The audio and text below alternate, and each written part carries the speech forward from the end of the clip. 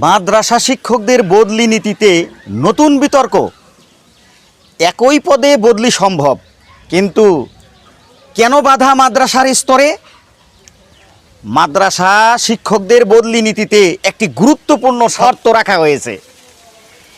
একজন শিক্ষক বা শিক্ষিকা শুধুমাত্র সমমানের বা সমস্তরের মাদ্রাসায় সমপদে বদলির আবেদন করতে পারবেন।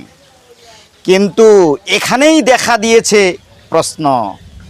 ধরুন, একজন শিক্ষক দাখিল মাদ্রাসায় কর্মরত, তার বাড়ির কাছেই একটি আলিম মাদ্রাসায় একই পদে শূন্য পদ রয়েছে, তবুও তিনি আবেদন করতে পারবেন না।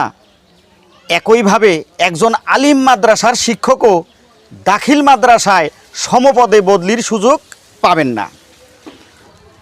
ফলে অনেক শিক্ষক পারিবারিক, স্বাস্থ্যগত ও দূরত্বজনিত সমস্যার সমাধান থেকে বঞ্চিত হতে পারেন।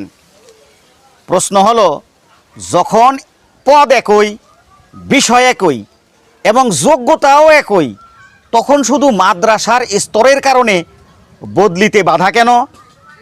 অনেকের মতে দাখিল, আলিম, ফাজিল ও কামিল মাদ্রাসার মধ্যে সমপদে বদলির সুযোগ রেখে কিছুটা শিথিলতা আনা হলে শিক্ষকরা উপকৃত হবেন, শূন্যপদ পূরণ সহজ হবে এবং শিক্ষা প্রশাসন আরও কার্যকর হবে।